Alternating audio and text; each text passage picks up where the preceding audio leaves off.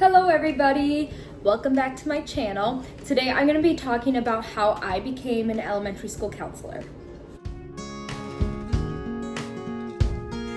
So before I get started, I just want to say this is how I did it, and it is going to be different depending on what state you're in and kind of the options that are available to you. So this is just what I did, and it may or may not work for you, but hopefully this kind of helps you if you are interested in this career field as well. First off, I graduated high school, as one does, and I went off to college. I went to a small liberal arts private college in Michigan, and I did not originally set out to be a school counselor. Originally, I wanted to actually be a doctor, specifically a pediatrician.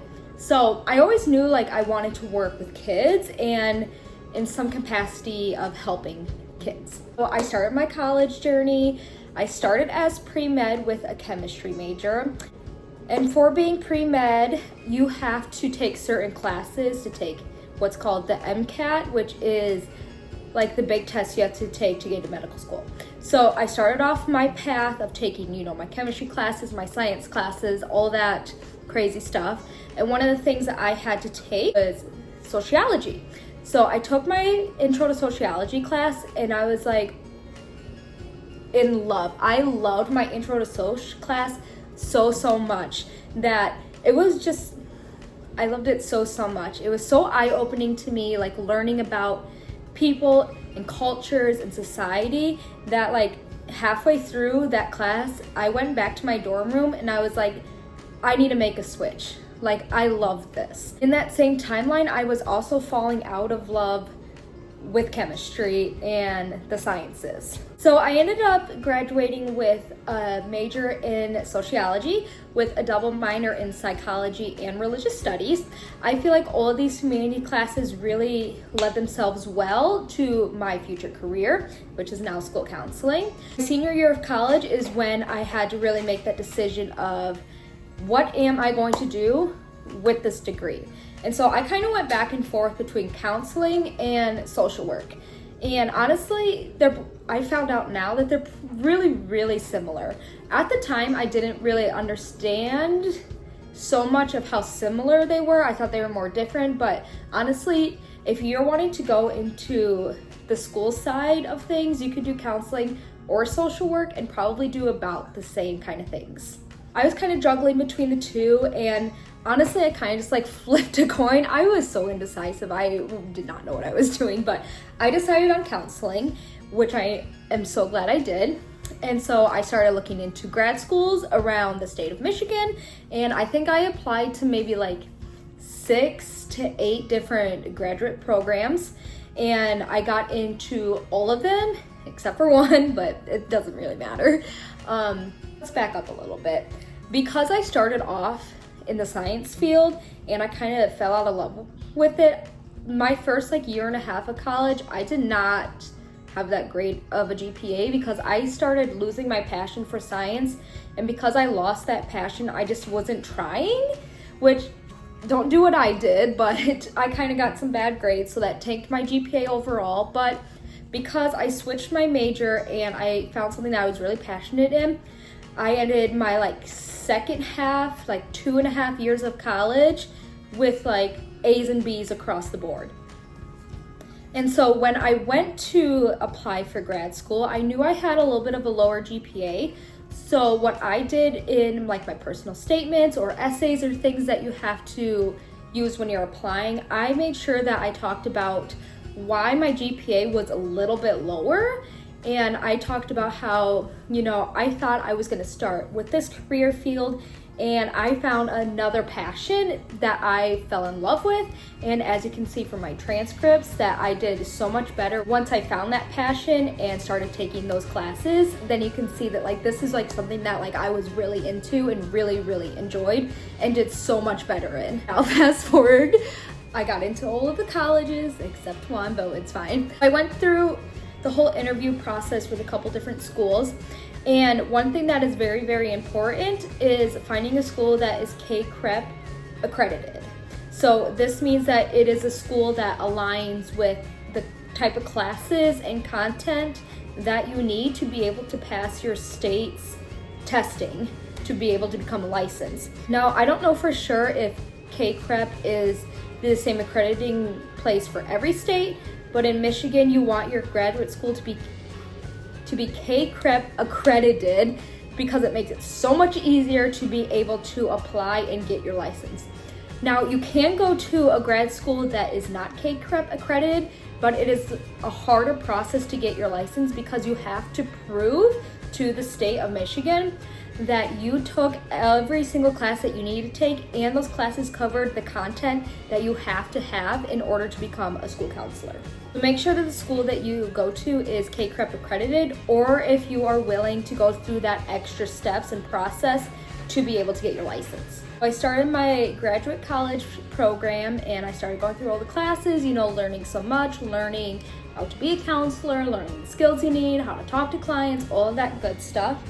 And then at the end comes your practicum and internship. So this is a really important part of your K-CREP accredited program, is having your practicum and your internship.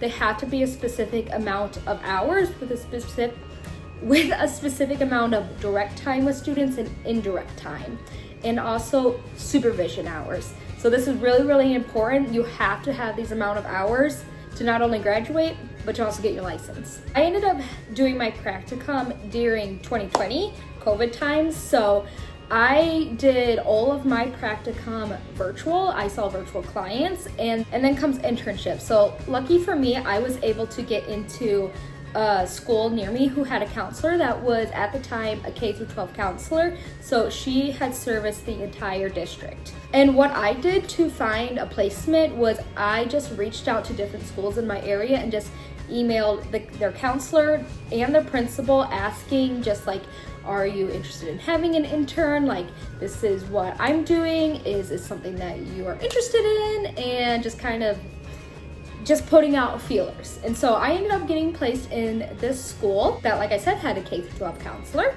And I thought that was a great experience because I got to see a wide range of how counseling works in a school. So I got to see the elementary side, I saw the middle school side, and I saw the high school side. Seeing all those grades, K-12, really solidified to me that I wanted to be with those young elementary kids. I loved my time internshipping in the elementary school, and I just really, really love those little kids. Now, middle school and high school, that's a different thing. I found middle school and high school to be a little bit more challenging, and I think that was just because I feel like there's more on the line with those older students, like a lot of serious stuff, which is like great if you are into that kind of specialty. But for me, I really like the little ones, address and learning and talking about like emotions, feelings, social stuff. So I fell in love with that elementary side when I was doing my internship. And then when I came to the end of my internship, for my school, I had to write like a final paper about my experience. And in the paper, I talked about how I really found a love and passion for the younger grades. And with that paper, I also had to have my supervisor read and sign off on it. And she had read it, and she ended up sending it over to the superintendent at that school.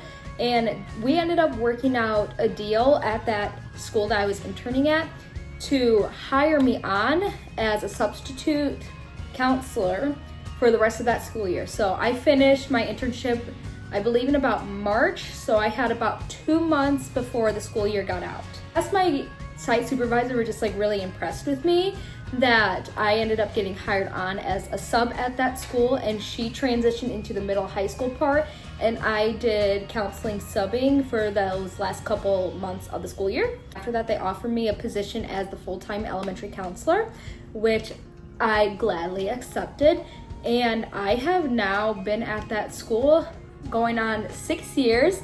So I was very, very lucky that I ended up being able to stay at my internship site, and that they loved me so much that they wanted to hire me on, and I am still there to this day. I will say that when you are in your internship, make sure that you are getting the full experience and don't hold yourself back on things. Ask questions, ask to do certain things, ask to observe things, ask to get into different classrooms.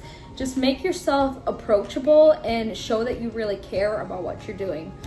when I went through my internship process, there was another intern there with me, and he was great. I loved him too, but out of the two of us, based on like my meetings with my supervisor, I think what set me apart from him is that I was just like always on top of things. I did not need to be like micromanaged. Like I kind of like the first couple weeks I was there, was like, we're gonna do this, this, and this. And then I was like, got it, I'm gonna do this, this, and this. And I did all the things. And then, you know, if I had like a student I met with and I was stuck on it, I'd go to my supervisor and be like, hey, can you help me with this? Let's brainstorm some stuff. I think I just tried to make myself appear very confident in what I was doing, even though I definitely was not confident in what I was doing. Like, let's be honest, I did not know what I was doing a lot of the time, but I just tried to make sure I looked confident. I did every single thing my supervisor asked me to do. I collaborated with her with a lot of stuff. I was very positive. I was very honest with her about how I really wanted to work more with the elementary school kids, and we kind of came up with a deal where I'd spend a little bit more time there and then still have the experience at the middle and high school as well. I also got to take over class lessons at the elementary school. That's where maybe I shined a lot, is I felt like I was pretty confident with those lessons. I put a lot of work into those lessons. I collaborated with my supervisor and my other intern buddy with, you know, what is right for these students. I switched things up. I followed the curriculum. I added extra stuff to make it a little more fun. And I think just how like, I don't how do I even explain it? I think I was just overall very enthusiastic and excited about what I was doing. So I think she could see that I really, really cared about what I was doing. And I think that showed her that I really wanted this. So I'm in my internship and I'm getting ready to graduate. And this is the time where I applied to take the licensing test. So I went in and I took the test, and thankfully I passed it on the first time. And so after I passed it, then I was able to apply for my license. And so I applied, you send in your results and you send in your transcript and all that good stuff. And then I was officially licensed as a school counselor. And I am licensed to work with any grade level. It is not grade specific on my license. I can work with preschoolers, I could work with 12th graders, I could work anywhere in between.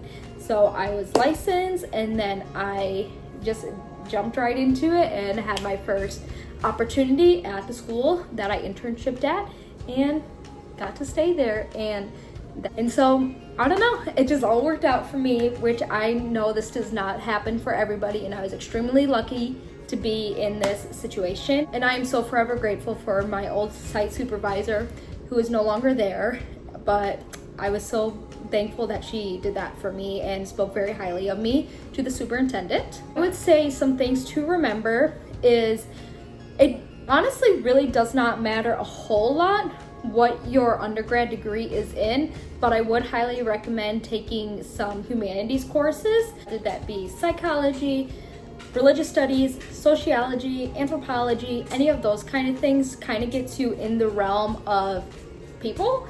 And so that kind of gives you a good idea of if this is a good fit for you or not. And then after you get your undergraduate degree, going off to grad school and making sure that you find a program that is K-CREP accredited and has all of the courses you need. Just make the best of it. Do as much as you can, ask questions, participate, do the readings, the homework, everything, make it your all. Then when you get to your practicum and internship, make sure that you are approachable, you are positive, you are a good team worker, like you collaborate well with others, work well with others, and that you're willing to get constructive feedback, because that will happen too. And don't let it be the end all be all of if you get like one feedback that's maybe not the best. Just take it and stride and run with it. You'll do great. And you will make mistakes, okay? I still make little mistakes sometimes too, and I'm 6 years into my career. It happens. It's fine. You learn, you live, you move on. That was, my journey of how I became an elementary school counselor. I hope you found some of this helpful. If you have any questions, let me know down below. I'm sure I've probably left out a lot of stuff, so please just let me know and I will try to answer the best that I can. Again, this was just my experience of how I became an elementary school counselor. It may or may not be the same depending on what state you're in. This is just how it works in Michigan. So make sure that you check out your state's official website about licensing, accreditation, and all of that good stuff. So again, let me know if you have any questions, comments, anything, and if you stayed to the end of me yapping about my career, thank you so much. And as always, I have my TPT linked down below if you want to check anything out. I would really, really appreciate that. And thank you so much. Bye.